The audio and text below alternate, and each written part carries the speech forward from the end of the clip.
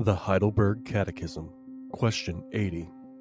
What difference is there between the Lord's Supper and the Popish Mass? The Lord's Supper testifies to us that we have full forgiveness of all our sins by the one sacrifice of Jesus Christ, which He Himself has once accomplished on the cross, and that by the Holy Ghost we are engrafted into Christ, who with His true body is now in heaven at the right hand of the Father, and is to be there worshipped.